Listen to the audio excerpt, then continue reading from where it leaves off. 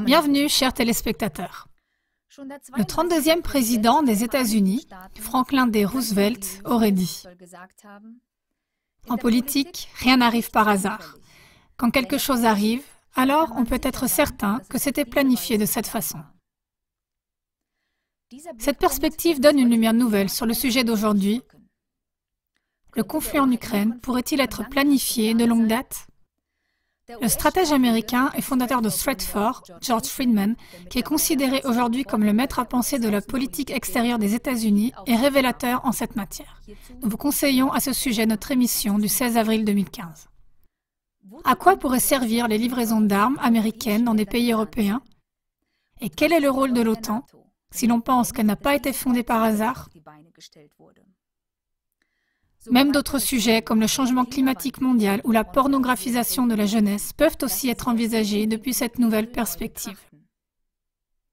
À ce sujet, nous aimerions maintenant vous montrer l'exemple concret suivant, du matériel de guerre américain en route vers l'Europe de l'Est.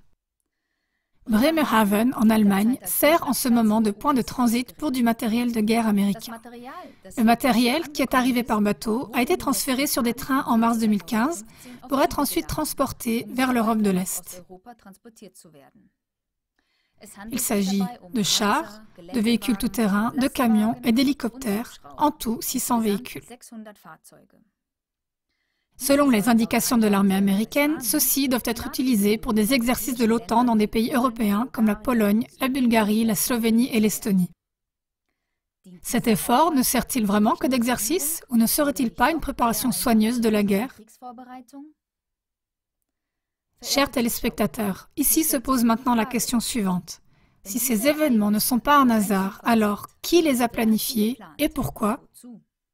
Avec cette question, nous aimerions contribuer à faire la distinction entre la vérité et le mensonge et à mettre de la clarté dans les événements de ce monde. Au revoir.